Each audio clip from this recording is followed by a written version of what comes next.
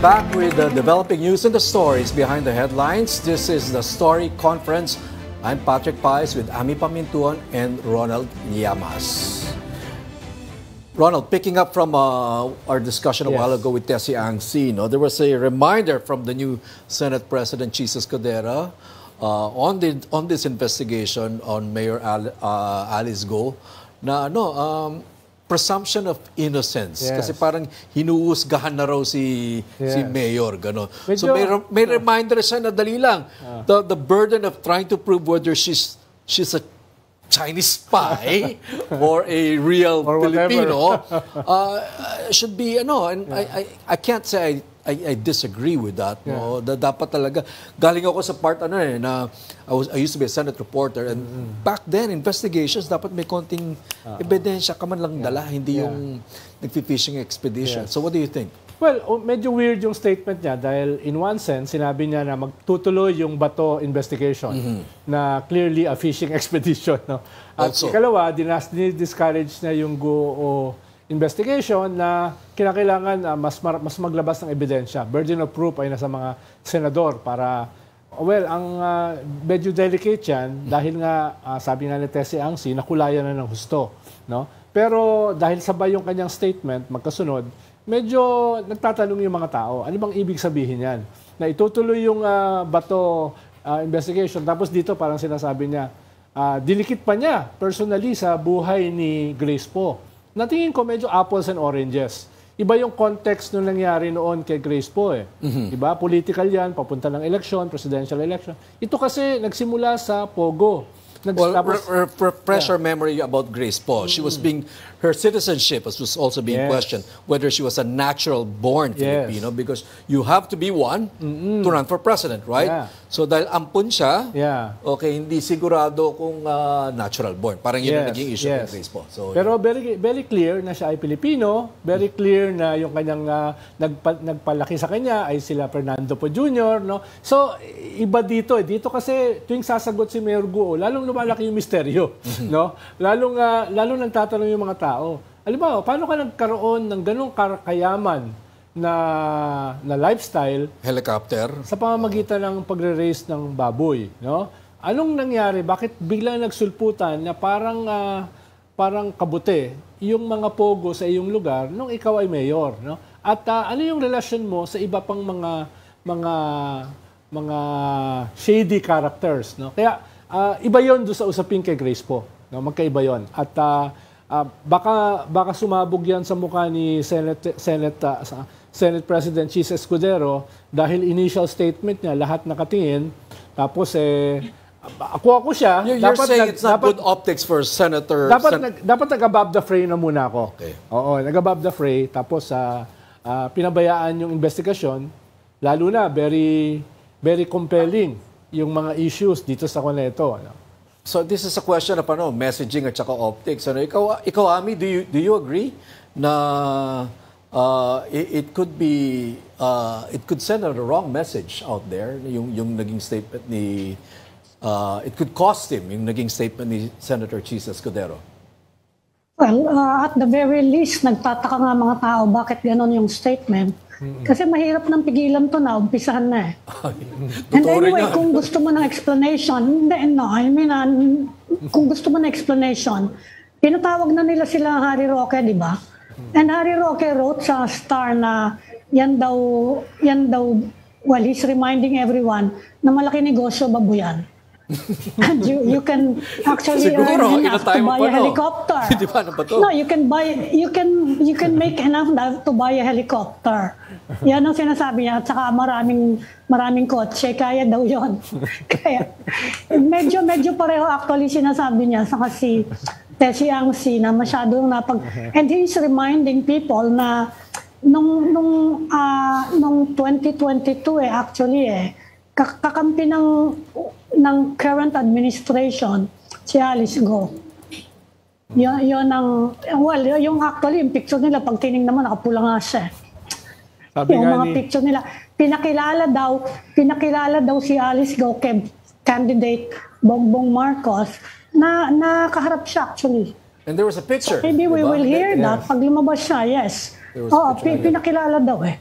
Ang Kaya problema, medyo malabo din yung statement naman ni President Marcos na nobody knows the mayor of Bamban. Medyo malaki na, ilang beses na ako nakapunta sa Bamban. Medyo hindi yan maliit na town na imposibleng hindi mo kilala yung mayor ng Bamban. Lalo na if you're a politician from Tarlac. mas maganda siguro, Ami, kung mga tipo ni Tessie Angsi yung nag-engage o nagpapaliwanag. Paano kung sasama si Harry Roque, baka maapektuhan yung messaging eh. No? Kaya, Hindi, but he's being invited. I think he's being invited.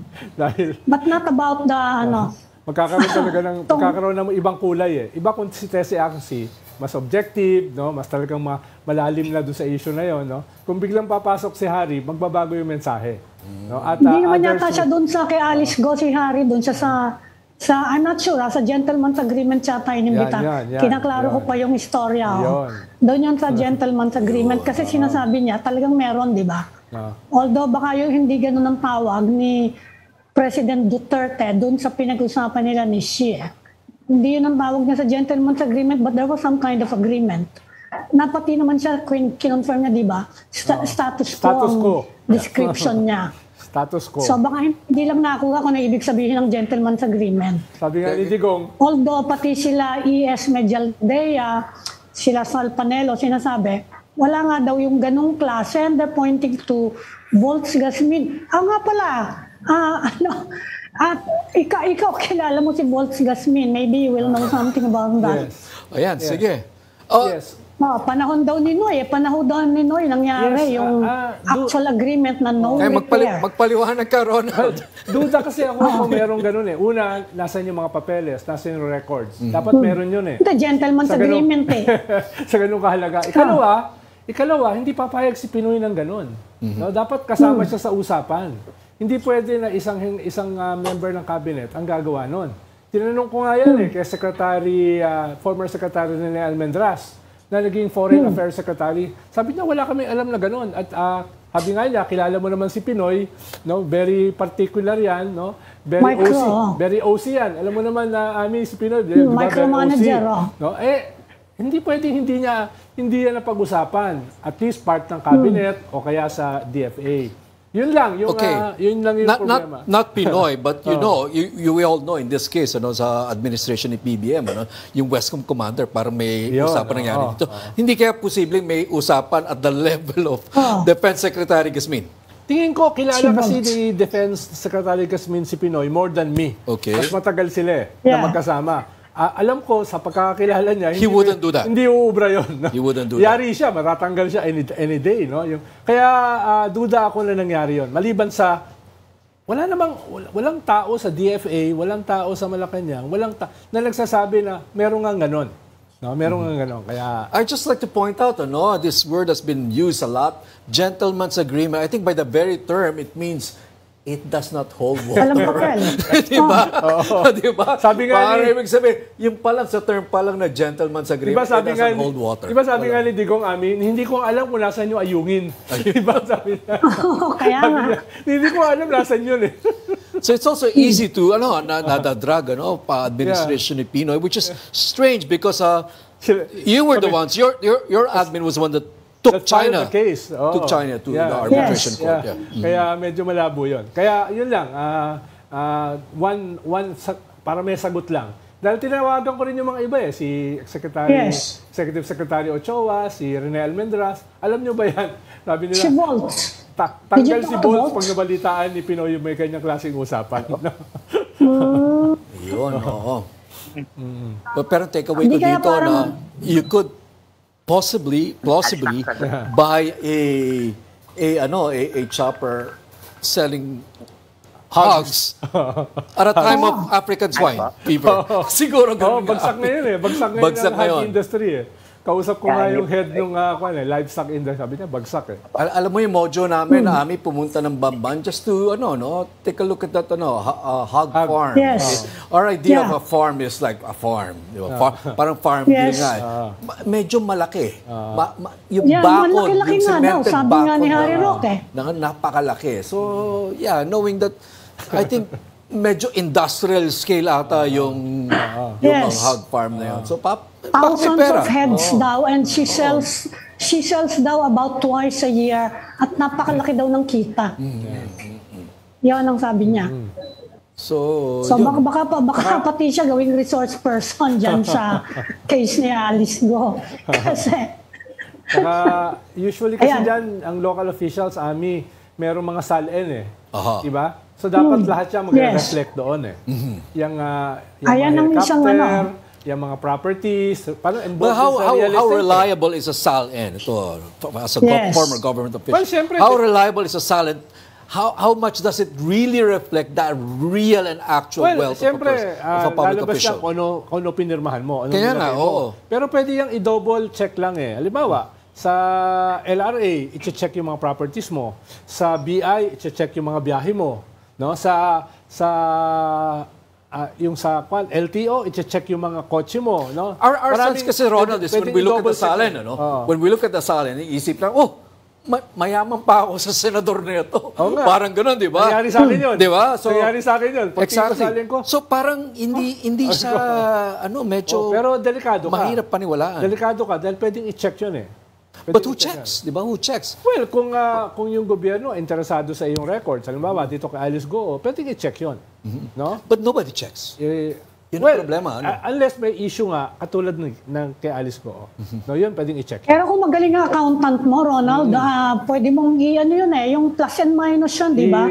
Assets and liabilities Pwede ka actually maging below zero yung asset mo kapag yung liability mo.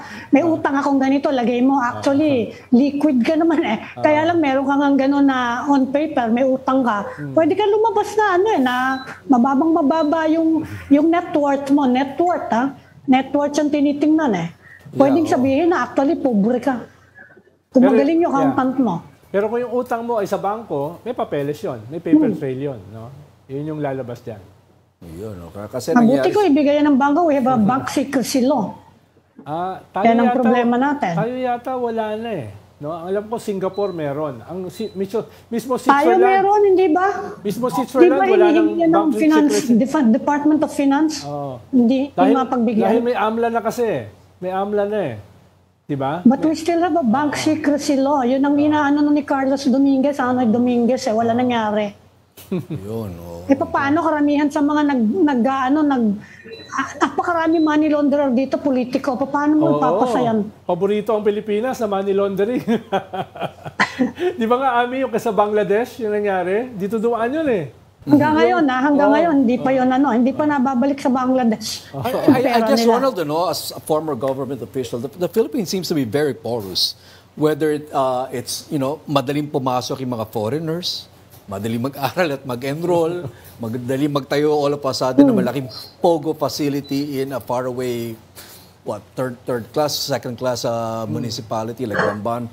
I don't know what class really, So, very porous. Even our firewall, sabi nga ni Tess Yangsi. What firewall? What firewall, yun. Nung nagkaroon dati ng dynamics dyan with China, na meron tayong mga e-expel, ng mga Chinese POGO. Sabi ng China, ingat lang kayo.